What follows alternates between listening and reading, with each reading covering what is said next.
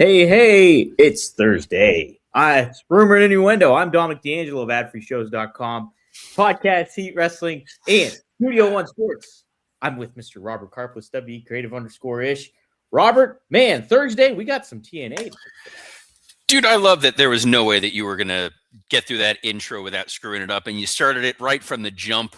Couldn't be happier to have you all joining us here today on a maximum carnage, dynamite, impact, all kinds of big announcements in the wrestling world. But before we get to that, we're going to say hi to the folks joining us. What's up? Who ready for Saturday night on Studio One Sports? Great place to start. So here's something fun, guys. Myself and Dominic D'Angelo, the guy next to me who's going day 2 on the Cosby sweaters here. We do this program every Monday through Friday at noon Eastern. Number 2, we text fairly frequently. We do. Last evening, I go on the Facebook gimmick because Verizon wasn't working, couldn't make a telephone call, didn't have 35 cents. The very first thing I see on Facebook is Dom posting about how Studio One Sports is going to be airing live wrestling. And that's how I find out this news. Not on a daily wrestling news podcast that I host with the guy. He doesn't tell me. He doesn't tell me on air, doesn't tell me off air. Hey, here's something really cool. I got to go on friggin' Facebook like a regular jabroni, some jobber off the friggin' streets, to go find out what's going on with the dude I share a box with. We'll get to it in a minute, Dom. We're going to say hi to the folks who are here, who deserve the attention. Then we'll find out about your thing. Cammy Star says, after morning, guys, another cold, snowy day. Time for hot and steamy rumor and innuendo. Yeah. Now, I'm hot right now about what I just saw. Wanna Breeze says, hello, RNI. Fun fact about TNA. It got its name from a good friend of mine, Dom's bro. I am keenly aware of that fact. It's you know what? I bet you Vince Russo knew. Bet you told your buddy. Bet you told your boy, bro, they're gonna air some programming on the network. Johnny Disco says, good day, RNI. Dynamite and Impact coverage, question mark? Yes. Well, want to be coverage, want to be a preview. Dre Owen says, hello, RNI. AEW should send Double J to Impact since WWE is sending AJ Styles. What did I do to you, Dre? I love that. What did I do to hurt you that you want more Jeff Jarrett on programming? Give me Jeff Jarrett all the time. You can listen to Conrad, who there's a video of some dude. I don't know who he is. Mike sent this to us. It's this guy who does a spot on Bret Hart impression, and it was Conrad and Bret Hart hosting a podcast. This was a godlike moment. Wrestling Old Head says, good after morning all. It's TNA Thursday premiere, something to get excited about. That does remind me. I'm going to text good friend of mine, friend of the show, and is this a break a leg situation or is this a good luck situation? I think it's a break a leg. It's a break a leg because hope you guys kill it tonight. Excited to tune in. Not so excited, just excited because I know that he's gonna be bringing a storm of excitement. Oh, he gets serious about it though. That's for sure. For a minute. See, this is why we kind of get along. Wrestling Old Head asked, was the Bret Hart impersonator Jason Sensation? No. Jason Sensation was the Owen Hart impersonator. Better. I mean, he does a lot, but his Owen was always spot on. Yes, I'm not a nugget. Wow, Robert. Yes, lots to talk about. I will start about with the announcement that I did not share with Robert. For whatever reason, I don't know. I don't know why I didn't. But yes, my network, StudioOneSports.com, used to be One True Sport, used to be Kurt Angle's old YouTube channel, has now partnered with Exodus Wrestling and EC3 for... Which, by the way, let's put an extra level of crap on top of this. EC3 and I have been friends for... we've been friends for so long that when my wife and I went out for our first night out after my daughter was born, the first time that we had like a babysitter we were going out was because he was going to be on an NXT show down here. And he's like, hey, why don't you come on out and go see the show? And we just sat there and BS the entire time. And my wife's like, this is our first outing with a babysitter. And dude, seriously? I'm like, yeah. He and I go way, way back. So clearly, I got no friends in this damn business. You're like the Squidward meme where you're looking through the blinds and me and EC3 are running around outside. You know what I'm talking about? One Breeze says, I bet Dom told Scott about it. He didn't, because I just finished recording with Scott Chapin, Working Stiff. So that'll be in your inbox shortly.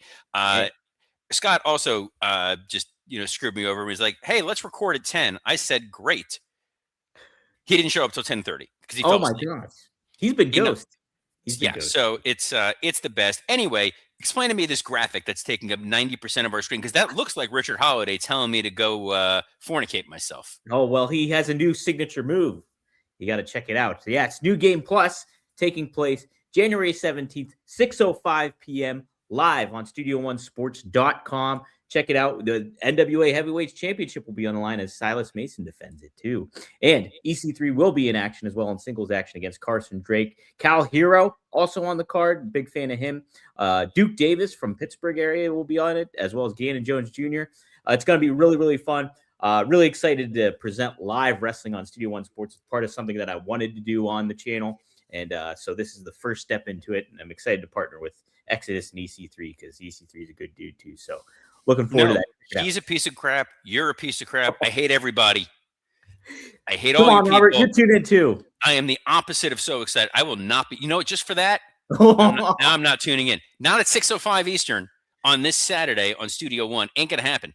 Dang it. Nope. Sorry. Instead, maybe I'll watch Collision. No, I don't know. I'm kidding. Spitefully watch Collision. There's spite, and then there's going out of my way to watch Collision. I did watch the Dynamite last night. I did watch it today. So, what did you think, Robert? That main event, I liked it, Robert. I liked it a lot, actually. MJF taking on Bandito, and it was a great. It was a great showcase for Bandito, I thought, but also a really great showcase for MJF and what he's capable of doing. Phenomenal, Max. I mean, none of that surprises me. Max can work against anybody and turn it up to meet their level, and exceeded and made this feel like a big time main event match. And I can see a world where they would have been like, do we call an audible and put the title on Bandito? And then everybody's saying, well, this feels a lot like what just happened with WWE and Drew. I get it. And then there's those like, well, point of order. Technically speaking, this match was announced before. It doesn't matter. Yeah. I liked the match. I liked that MJF beat Bandito, but just barely. Yeah. And then cut that promo where we have not established if Max is a babyface or a heel in this return. He's just been Max.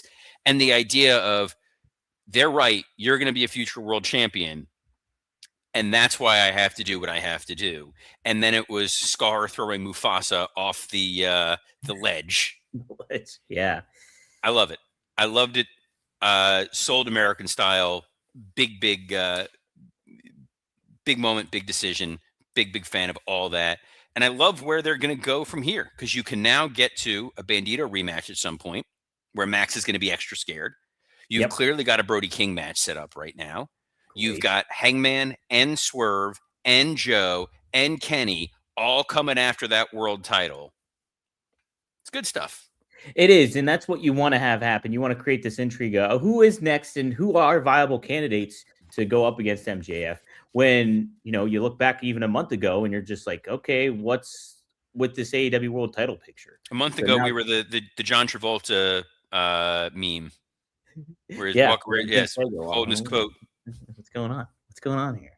So we got some good results there. And overall, I thought Maximum Carnage was not quite maximum, but it was a fun kind of show. A certain degree. By the way, Devin Dowling points out something I was about to say, which is the way the camera was set. I thought Brody was turning on Bandito.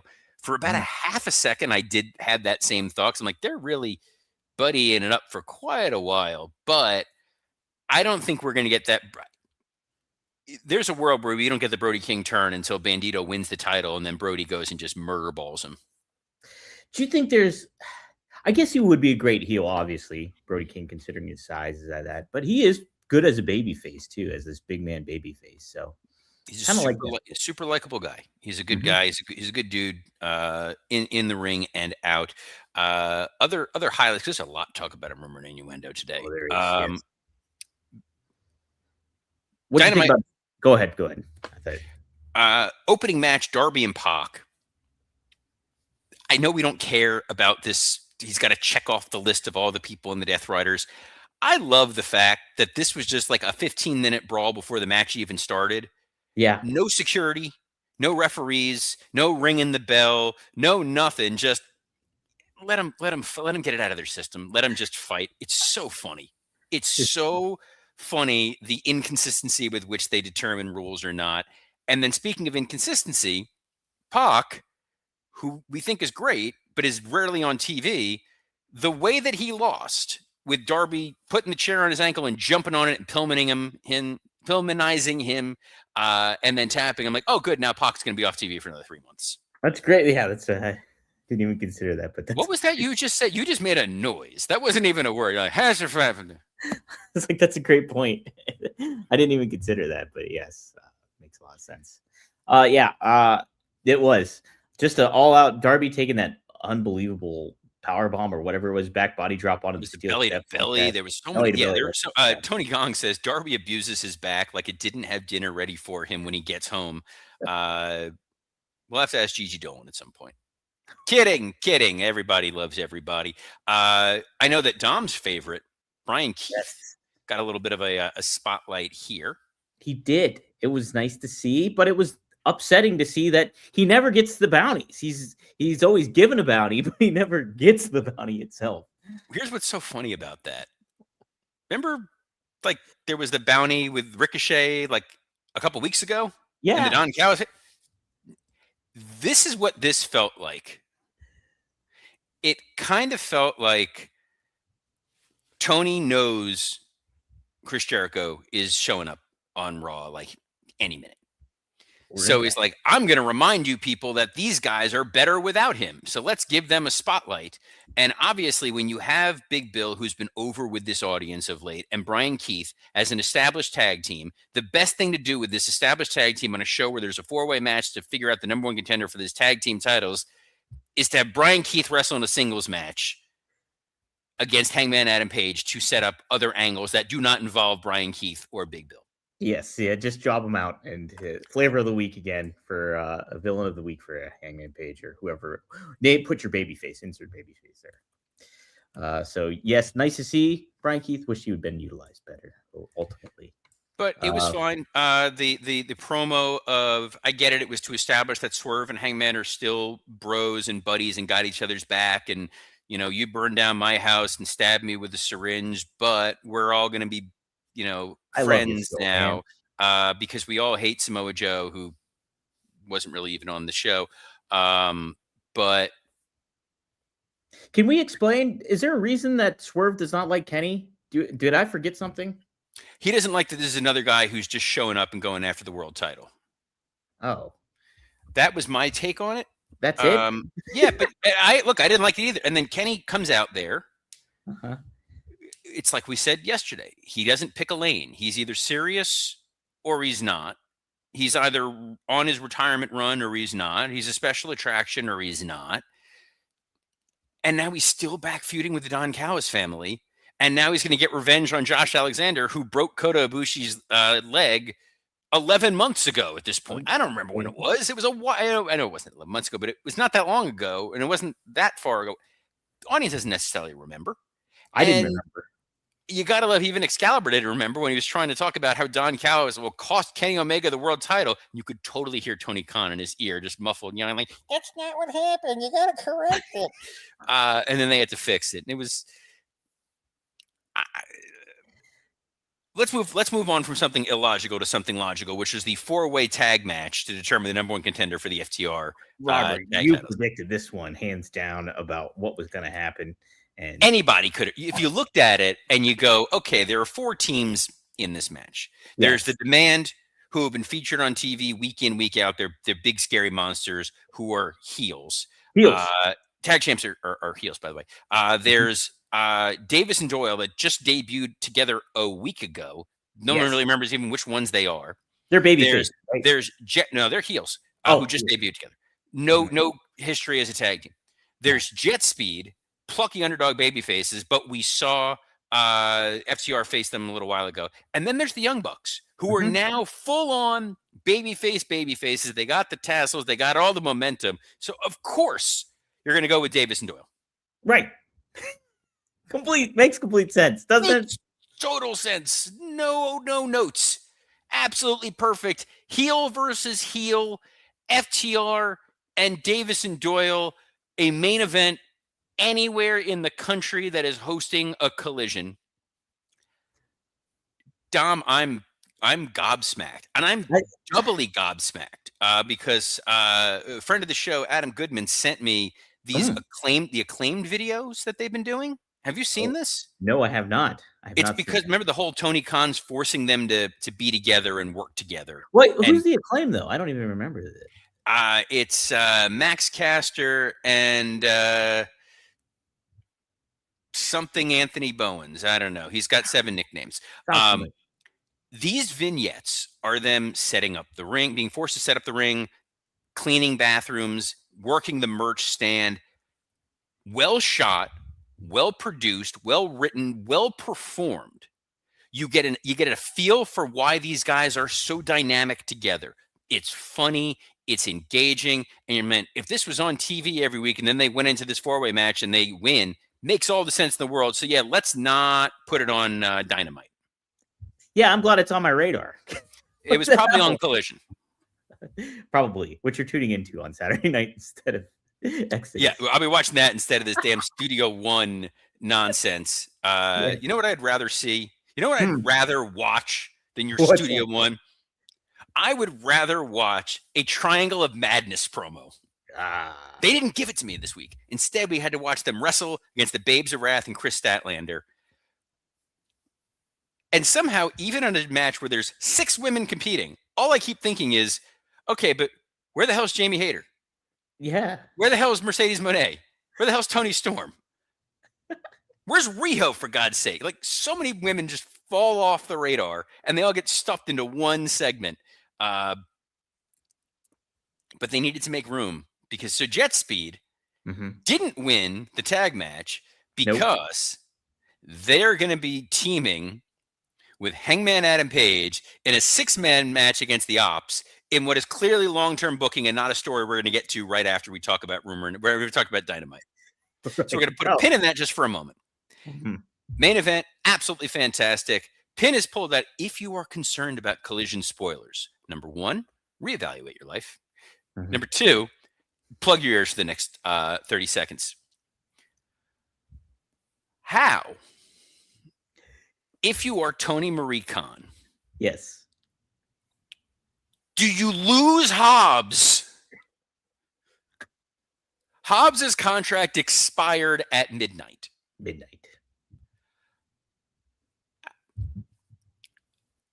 It's not like you didn't know when the contract was expiring. You had to know. It's on like someone in the AEW counsel's office. If it was Mega, who I don't know if she's still there or not, or whoever the hell it is, you got a chart. You know when people's contracts are up. And if you know the guy's not going to stick around and his contract's coming up, maybe you don't put him into a top tier stable. Maybe you don't make him a central focus of your programming over the last couple months when you basically ignored and squandered him for the better part of 5 years. Right. And you're opening the opportunity for WWE to just put him right on their program. Not that they will, but they could. Oh, yeah, are you kidding me? The fact that he didn't re-sign, the fact that it wasn't already announced, that it got out there, he's 1,000% going to WWE. There's no question, no nothing. Tony apparently offered him a boatload of money, and he turned it down because he's young and he wants to shoot his shot elsewhere. And I can't blame him. I can't either, not whatsoever. But I can blame AEW, and I think this is a systemic problem for all elite wrestling. They had a can't-miss prospect, a guy who he's got the look, he's got the airport test, he's got the skills in ring that can be refined over time. He's got promo skills. There are promos. You go watch him out there. He's great. Dude delivers. He's got a compelling real-life backstory. They turned him 1,000 times like he's the Big Show. He was a dude. I said they should have called an audible when he wrestled Moxley for the world title and just say, put the title on Hobbs. Let's see what this guy can do. I said the same thing too. Yep, put him on. He's going to be on. He's going to be on Raw, or SmackDown, or even NXT. And Tony just gift wrapped and gave them another huge star. You know, Dre Owen says the problem, WWE has a stupid stacked roster. Hopefully he's not lost in the shuffle. They're not going to lose Hobbs in the shuffle. And it's more to the point of, you look at the future of where WWE is going. Braun Breaker, Obafemi, Trick Williams, Hobbs. Monsters. That's your, I mean, and if they can figure out a way to make Austin Theory work, obviously Logan Paul is now signed to a contract, so he can be a legitimate star for the next several years. There are so many positions, and think of Carmelo Hayes coming into his own, Ilya Dragunov coming into his own. There are so many stars for the next 5 years. WWE is in a great position. Jacob Fatu is only 33 years old. I want to keep saying this over and over and over again. It's astonishing the level of Dominic Mysterio, the level of talent that they have in WWE, and that AEW has yet to prove that they can pluck someone out of obscurity and make them a star from scratch. Mm-hmm. You know, we talked about their AEW problem before, which was you debut with Kenny and the Bucks and Cody and Chris Jericho and Sting, and then you don't make anybody. The only guy they've probably made in the last 6 years is Hangman, who was already a New Japan star. He felt like a bigger deal outside of AEW than coming into it at some points too, I think. You know, anyone that wants to say MJF, and Devin Allen just says MJF, check the history books on that one there, kids. Yeah. MJF, they could manufacture that he was, but certainly he created the MJF persona way before. But it's like you look at who they claim was their pillars, and it was Darby, it was Jack Perry, it was MJF, and it was Sammy Guevara. Yep. One of those four are a valid pillar. I think Darby is great in certain instances. His instincts always seem to be off, and he has not really transcended to be your A1 top star. Mm-hmm. Sammy Guevara somehow has a job, but for the grace of God. And to some extent, same thing goes for Jack Perry, who's a dude who has proven that he is not the most logical and reliable guy out there. Losing Hobbs. The other pillar, too, is Britt Baker. Who? Britt Baker. Remember her? I don't remember any woman that's not immediately on my television. Next thing you're telling me there was a woman that wrestled there named Sheeta. I'm like, there was no Sheeta. It's all a myth. Hologram. Bless you, Dre. Hologram. Dude, Scott tried to tell me with a straight face the best match of the week. He said Commander wrestled whoever the hologram copy is. Klon, whatever. And he's like, oh, it was a hell of a match. I'm like, sure. Clang. The biggest surprise on Dynamite, if I'm honest, was how quickly they announced that they signed the Rascals. And way to eat TNA's lunch. Yeah, I mean, like, obviously you lose Hobbs. That's a huge star to lose. The Rascals, though, they've cut their swath, not just in TNA, but a little bit in NXT as well. So it's just like, and those guys have personality. It's a great, fun kind of faction. They do seem fit for an AEW kind of group, but how are they going to be utilized? Are they going to get lost in that show? How are they going to be utilized? They're like 7 other groups that I can think of right now. They're that top flight Scorpio Sky stable. They're the conglomeration. They're Jet Speed. I just think they're going to get completely lost in the shuffle like everybody else. Mm-hmm. They're very talented, but distinguish them. Absolutely. And how are you going to do that? You can't distinguish them the way you can Hobbs. No, you can't. It's 4 guys in total that you're trying to utilize and maximize. So what did maximize? But it felt like a little bit of like, well, we're going to try to steal TNA's thunder. We got Jake something last week. Wrestling Overhead said Griff Garrison just put his phone on airplane mode. Remember Griff Garrison? Oh my God. Good looking kid, tall. Great. I enjoyed Looked Griff. like a standout. You're like, oh, this is a guy of the future. Seemed to have some personality too that you could use. I don't know. He's no workhorseman. But the workhorses over at TNA are going to get a chance to shine this evening. Have they previewed the matches? I know A there's at little least bit, one. yes, they have. It's Frankie Kazarian. He's taking on Santana. Frankie Kazarian's your champion at the moment, so that's the world title headline match. But we also obviously have AJ Styles will be showing up for this too, and that will be extremely fun to check out. Also, there's trios action as the Hardys tag up with Elijah. So that'll be a fun way to kind of introduce a bigger audience back to the Hardys again and stuff like that. And I can't remember the other match because I was trying to pull the card up, but my Twitter link's not working right now for some reason. So try your X link. Yes, let's see if that helps at all. Nope, this is TNA. Come on here. Where's it at? I mean, even those matches right there, like Kazarian versus Santana for the TNA title.